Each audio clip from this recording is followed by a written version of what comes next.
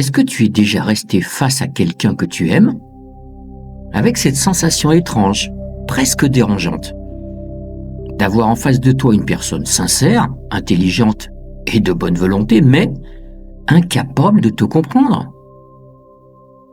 Pas juste un peu à côté, mais à des années-lumière. Imagine, tu es en couple, tu aimes cette personne, tout va bien, et bam, une discussion importante arrive. Tu parles, tu expliques, et là, tu vois dans ses yeux du vide intersidéral. Et tu te dis, mais qu'est-ce qu'il y a dans sa tête? Du sable? De l'eau? Tu te dis, comment est-ce possible d'être aussi proche et de penser aussi différemment?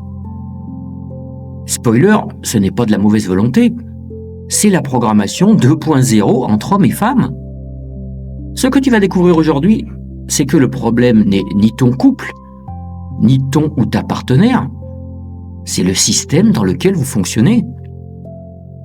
Dans cette vidéo, je vais te montrer pourquoi vos discussions tournent en rond, même quand vous avez raison tous les deux. Pourquoi certaines réactions te paraissent absurdes alors qu'elles sont parfaitement logiques. Et surtout, le mécanisme précis qui transforme deux personnes qui s'aiment en adversaires. Et si tu comprends ça, tu prends une avance énorme sur 90% des autres couples. Reste bien jusqu'à la fin. Je te donne le hack qui sauve 80% des disputes. Et si tu es en couple, tag ton ou ta partenaire direct en commentaire. On va rigoler. Allez, on y va. La vérité qui dérange. On va commencer par une réalité simple, mais dérangeante. Hommes et femmes ne perçoivent pas le monde de la même manière. Pas idéologiquement, mais neurologiquement et émotionnellement. Quelques données concrètes. Les femmes ont environ 2 fois plus de risques de souffrir d'anxiété ou de dépression. Les hommes, eux, représentent près de 75% des décès liés aux conduites à risque, comme l'alcool ou les comportements impulsifs. Ce n'est pas une question de fragilité, c'est une différence de réponse au stress. Autre point, les femmes obtiennent en moyenne des scores plus élevés en sensibilité émotionnelle et vigilance. Les hommes sont plus orientés vers l'action, la résolution et la hiérarchie. Traduction simple, quand il y a un problème, l'un cherche à comprendre et à sécuriser, l'autre cherche à agir et à corriger. Et c'est exactement là que tout déraille.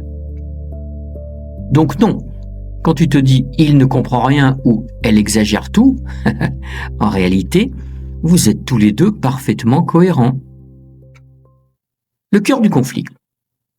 Derrière chaque tension, il y a un besoin non satisfait. Chez l'homme, le besoin central, c'est de se sentir utile.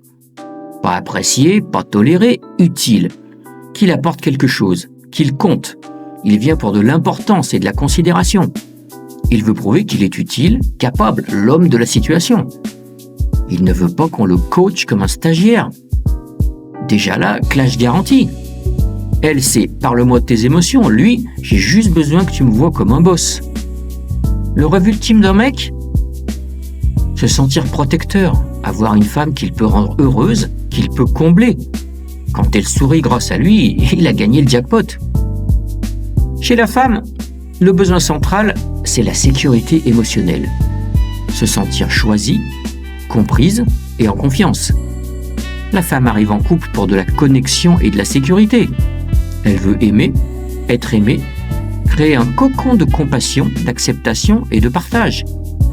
Elle donne tout, elle coach, elle veut voir l'autre grandir. Son rêve, même la lady boss qui gère 15 business et 3 enfants, c'est de pouvoir pour une fois lâcher prise et se montrer vulnérable sans peur.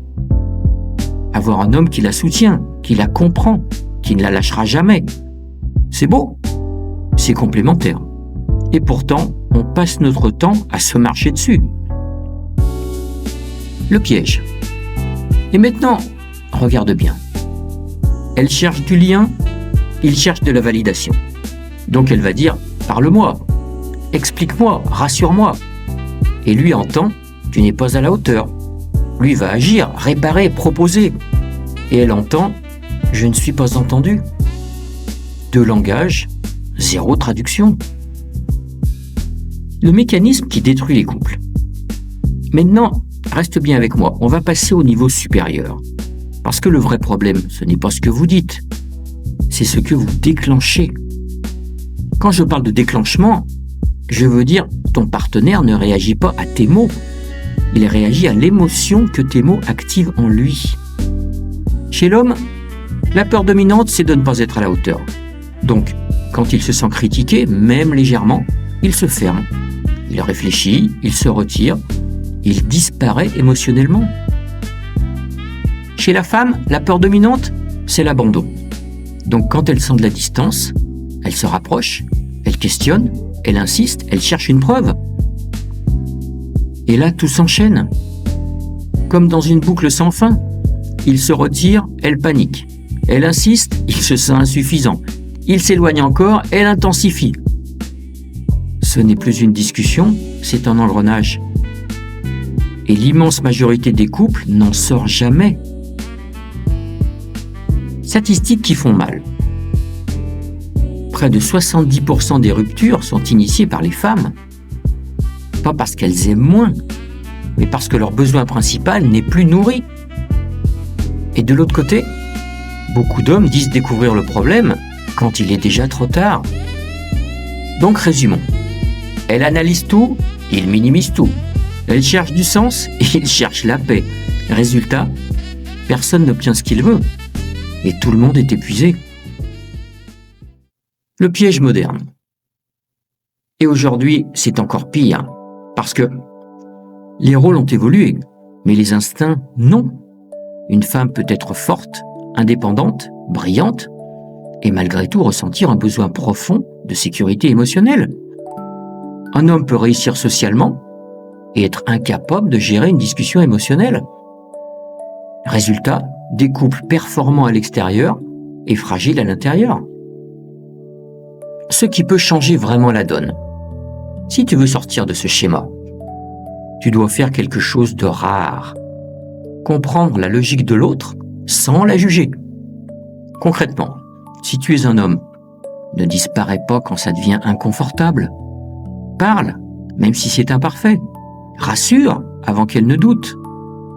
Si tu es une femme, exprime clairement ta peur, pas ton reproche.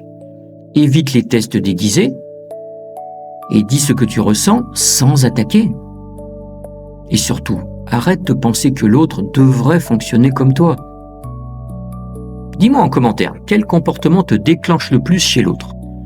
Parle-nous de ton expérience, ouvre le débat. Conclusion. Au fond, vous ne vous détruisez pas par manque d'amour, mais par manque de compréhension.